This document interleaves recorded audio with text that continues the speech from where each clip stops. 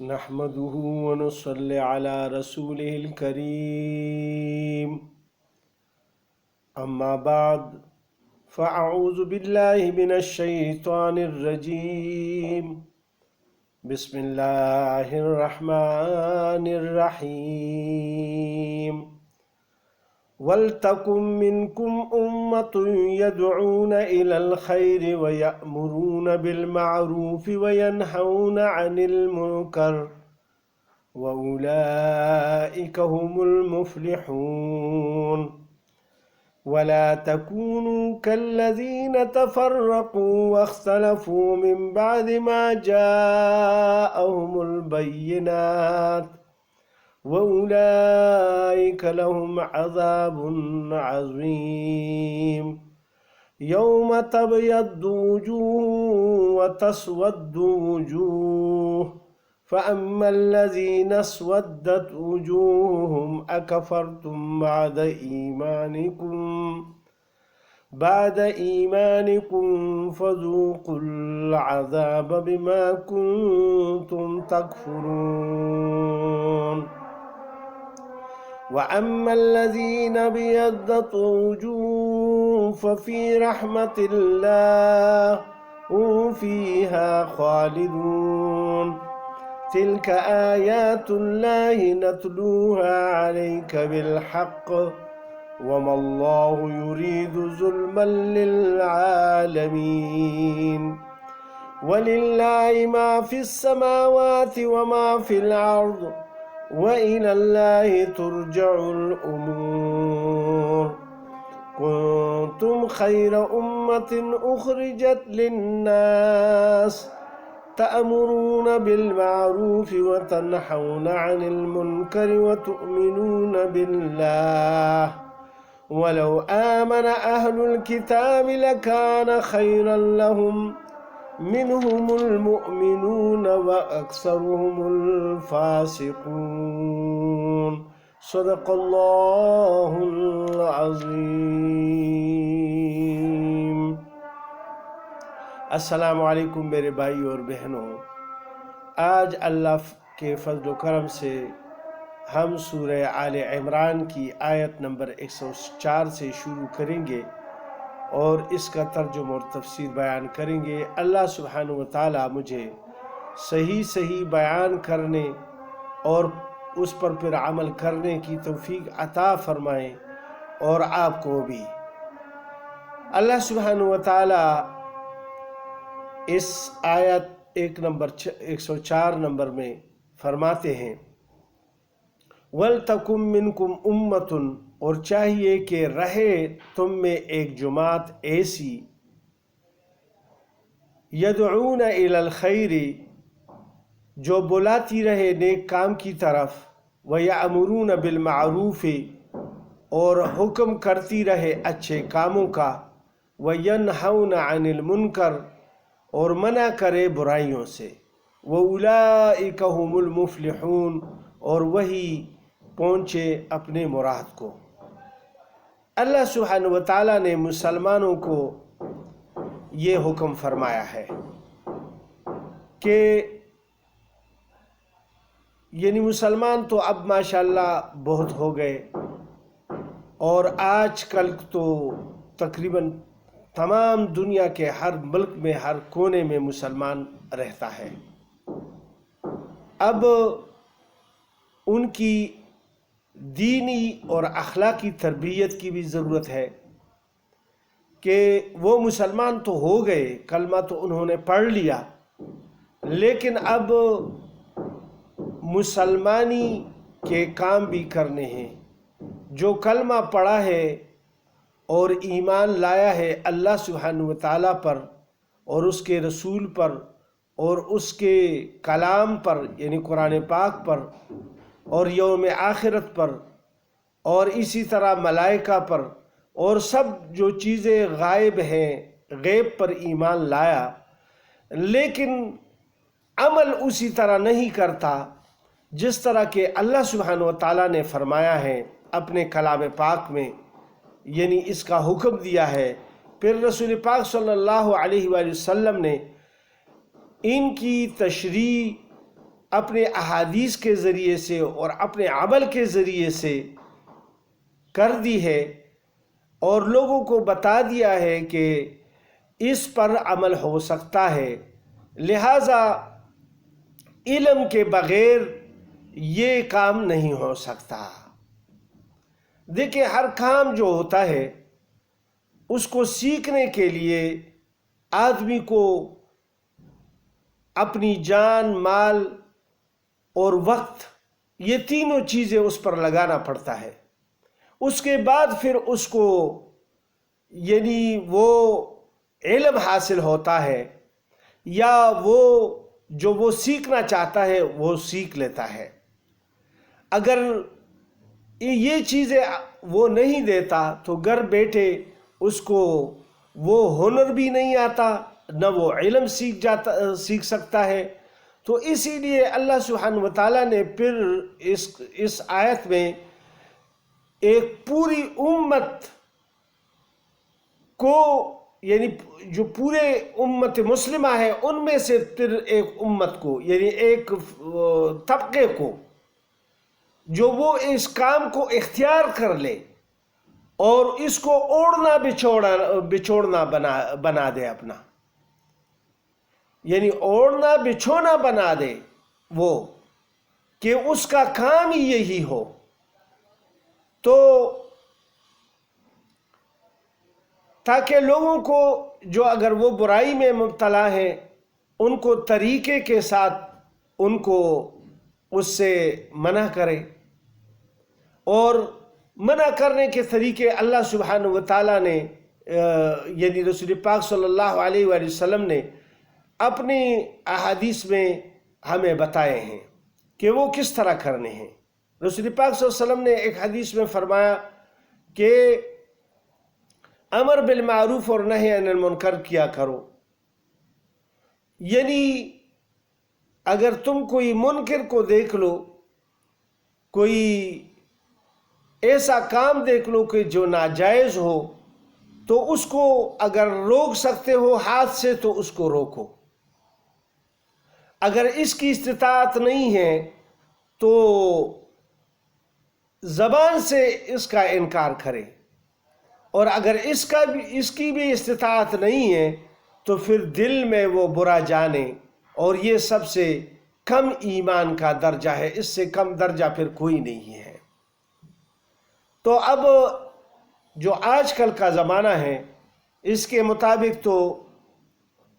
جو ہاتھ والی بات ہے وہ تو عام آدمی نہیں کر سکتا، چلو اپنے بیٹوں کے ساتھ، اپنے بچوں کے ساتھ تو آدمی کر لے گا تھوڑی بہت، وہ بھی اگر وہ بالغ ہیں اور بڑے ہیں تو ان کے ساتھ تو پھر وہ نہیں کر سکتا۔ لہٰذا اللہ سبحانہ وتعالی اس میں فرماتے ہیں کہ اب وہ کام تو آدمی نہیں کر سکتا، یعنی جو اللہ کا حکم ہے کہ یعنی ہاتھ سے اس کو روک دے۔ اب ایک غیر آدمی ہے، وہ باہر لگا ہوا ہے، تو جس کے پاس حکومت نہیں ہے تو وہ تو اس کو روک نہیں سکتا۔ اگر اس کو زبردستی روکے گا تو وہ اکڑ جائے گا اور جھگڑا بن جائے گا، اور جھگڑے میں فساد ہو جائے گا اور ایک دوسرے کو مار دیں گے، یعنی مار پیٹ ہو جائے گی، پھر تانے اور تحصیل شروع ہو جائیں گے اور اس میں رپورٹیں ہو جائیں گی۔ تو وہ ایک ہی منع کرنے کی یعنی جو طریقہ اختیار کیا گیا، تو چونکہ اس کے پاس تو فورس نہیں ہے کہ اس کو پکڑ لے، اس کو سزا دے اور وہ قاضی کے پاس لے جائے یا جج کے سامنے اس کو پیش کر دے، یہ تو حکومت کا کام ہے۔ لہٰذا اگر یہ کام یہ نہیں کر سکتا تو کم از کم بات کی حد تک تو یہ کر سکتا ہے۔ اب ایک آدمی ہے وہ غلط کاموں میں لگا ہوا ہے، تو وہ اس کے پاس جا کر اس کو آرام اور طریقے سے یعنی اس کو سمجھا سکتا ہے۔ اگر وہ چھوٹا ہے تو اس کو کہے کہ بیٹا اس طرح نہ کرو، یہ اچھی بات نہیں ہے۔ ہم عمر ہے تو اس کو کہے کہ بھائی یہ اچھی بات نہیں ہے، اس سے یہ بات اور پھیل جائے گی اور یہ یہ معاشرے کے لیے اور ہمارے بچوں کے لیے، ہمارے معاشرے کے لیے یہ ٹھیک بات نہیں ہے، لہٰذا آپ اس طرح نہ کیجیے۔ اگر وہ مانتا ہے تو ٹھیک ہے، اگر نہیں مانتا تو ذمہ داری ختم ہو گئی آپ کی۔ اب اگر ایک آدمی ظالم اور جابر ہے،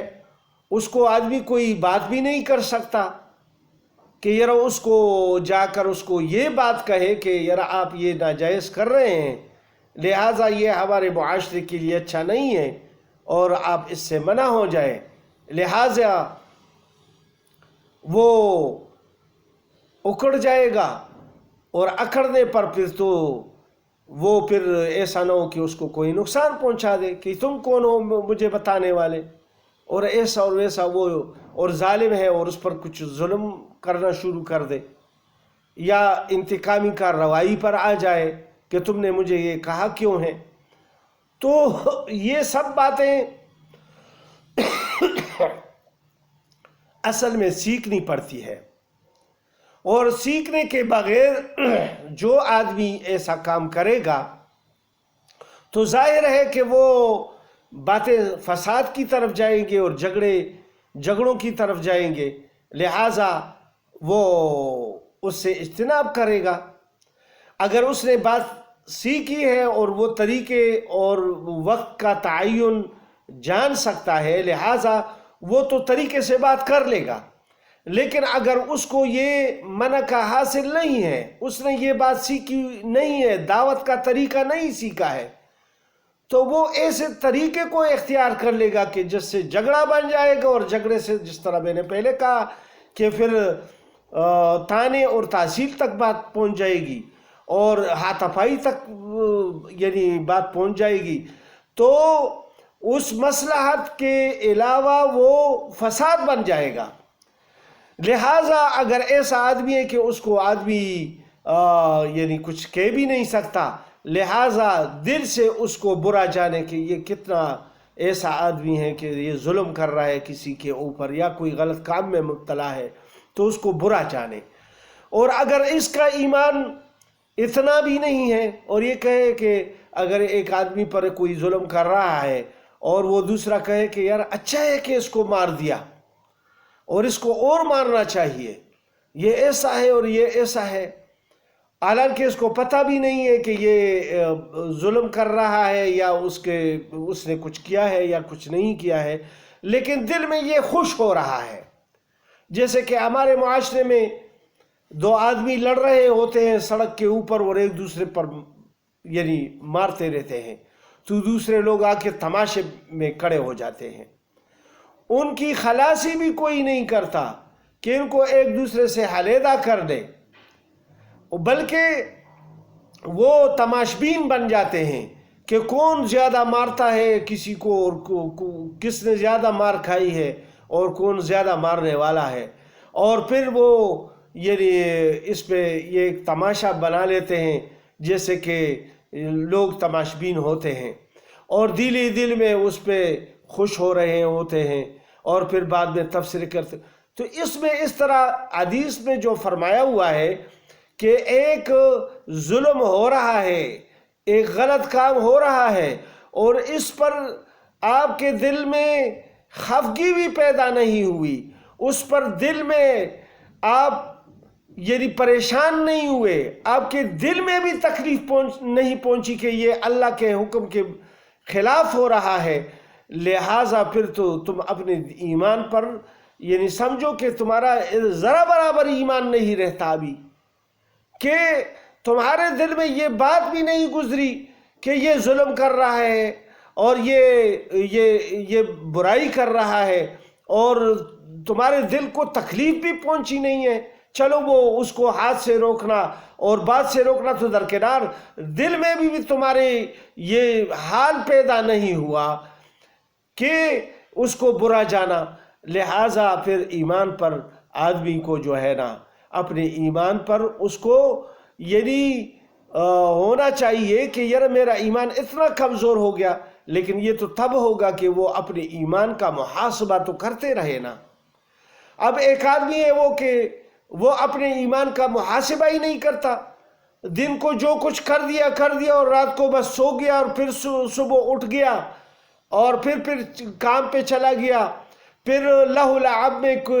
کہیں کھیل پہ چلا گیا، کبھی تماشے پہ چلا گیا، اور سارا دن اور رات اسی میں گزر رہا ہے اور کہتا ہے کہ میں مسلمان ہوں، اور پھر جب آپ ان سے بات کریں تو پھر کہتا ہے کہ میں سب سے اچھا بہتر مسلمان ہوں، مجھ سے کوئی بہتر مسلمان ہو ہی نہیں سکتا۔ وہ تو اللہ کو سب کا پتہ ہے کہ اندرونی حال کس کا کس طرح ہے، لیکن ظاہری طور پر جو آدمی جو اعمال کرتا ہے وہ اندرونی حال بتاتا ہے انسان کی کہ یہ اس کے اندر کتنا ایمان ہے کہ یہ جو ظاہری عمل کرتا ہے۔ جو آدمی ظاہری طور پر لوگوں سے صلہ رحمی کرتا ہے، شفقت اور محبت سے ہوتا ہے، تو اس کے دل میں بھی یہی ایمان کا وہ موجود ہے، اسپرٹ موجود ہے۔ اور اگر یہ ظلم کرتا ہی رہتا ہے اور ناجائز منافع خوری کرتا ہے اور رشوتیں لیتا ہے اور حرام مالوں پر کوئی وہ سرپائی نہیں کرتا کہ یہ حرام مال ہے کہ حلال ہے اور بس اسی طرح جمع کرتا رہتا ہے، تو اس کے اندر ایمان پھر کس طرح اسپرٹ رہتا ہے؟ ایمان کی اسپرٹ تو تب ہے کہ وہ اپنا محاسبہ کرے رات کو سونے سے پہلے کہ میں نے آج دن میں کتنے کام ایسے کیے ہیں جو اللہ کے خوش کرنے کے لیے ہیں، اور کتنے کام ایسے کیے ہیں جو اللہ کو ناخوش کرنے کے لیے ہے اور اللہ کے غیظ و غضب کو لانے کے لیے ہے۔ لہٰذا اپنی زندگی پر تھوڑا سا نظر ڈال دے اور پھر اس امر بالمعروف اور نہی عن المنکر کے لیے وقت بھی نکالنا چاہیے، اس کو سیکھنا چاہیے، کیونکہ اللہ سبحانہ وتعالیٰ نے اس میں ایک یہ ایک آیت کا 104 نمبر آیت کا میں ترجمہ اور تفسیر آپ کو بیان کر رہا ہوں۔ اس میں آخر میں اللہ پاک نے فرمایا وَأُولَئِكَ هُمُ الْمُفْلِحُونَ، اور یہ لوگ فلاح پانے والے ہیں۔ یہ جو کام کرتے ہیں امر بالمعروف اور نہی عن المنکر کا کام جو کرتے ہیں تو یہ فلاح پانے والے ہیں۔ تو اب جماعت کا ذکر اللہ پاک نے کیا اور یہ فلاح پانے والے ہیں، لہٰذا وہ جماعت جو یہ کام کرے گی تو وہ فلاح کو پہنچ جائے گی۔ لہٰذا اب تو مجھے دنیا میں جو ایک ہی جماعت ایسی نظر آ رہی ہے جو تبلیغی جماعت کے نام سے مشہور ہے، وہ صرف اللہ کی رضا کے لیے یہ سب کام کرتے ہیں، کیونکہ وہ اپنا مال بھی خرچ کرتے ہیں، اپنا وقت بھی اس کے لیے نکالتے ہیں، گھر بار بھی چھوڑتے ہیں اور لوگوں کو وعظ نصیحتوں کے لیے باہر نکلتے ہیں، اور پھر وہ ہے کہ اوقات بھی دیتے ہیں کہ دین کے سیکھنے کے لیے اوقات دیتے ہیں، 4 مہینے 40 دن، مہینے میں 30 دن، سال میں 40 دن، ساری عمر میں 4 مہینے، اور اللہ نے کسی کو استطاعت دی ہو تو وہ باہر ملکوں کے مسلمانوں کی فکر میں بھی وہ نکلتے رہتے ہیں۔ لہٰذا جماعت تو ایسی یہی ہے، اور اگر کوئی اس جماعت کے ساتھ منسلک نہیں ہے لیکن پھر بھی جو علماء ہیں یا جو اچھے لوگ ہیں وہ انفرادی طور پر ایسے بھی کام کر رہے ہوں تو وہ بھی اچھائی سے خالی نہیں ہے، لہٰذا ان کو بھی اس کو کرنا چاہیے۔ یہ نہیں ہے کہ صرف تبلیغ میں لگے ہوئے لوگ جو ہے نا اس زمرے میں آتے ہیں لیکن جو اس کے ساتھ منسلک نہیں ہیں اور وہ ایسے کام کر رہے ہیں تو وہ بھی اس میں آ جاتے ہیں۔ ان کو بھی اپنے کام کو جاری رکھنا چاہیے، چاہے جس شعبے میں بھی کام کرے، لیکن اللہ سبحانہ وتعالیٰ کے لیے کرے، اللہ کی رضا کے لیے کرے، دنیا کے مفادات کے لیے نہ کرے، شہرت کے لیے نہ کرے، اور اپنے آپ کو شہرت دلانے کے لیے، عزت دلانے کے لیے جو بھی کام کریں گے وہ پھر اللہ کو قابل قبول نہیں ہوں گے۔ لہٰذا اللہ سبحانہ وتعالیٰ ان اعمال پر جزائے خیر دیں گے قیامت کے دن جو صرف ہی اور صرف اللہ سبحانہ وتعالیٰ کے لیے کیے گئے ہوں۔ وما علینا الا البلاغ۔ السلام علیکم ورحمۃ اللہ۔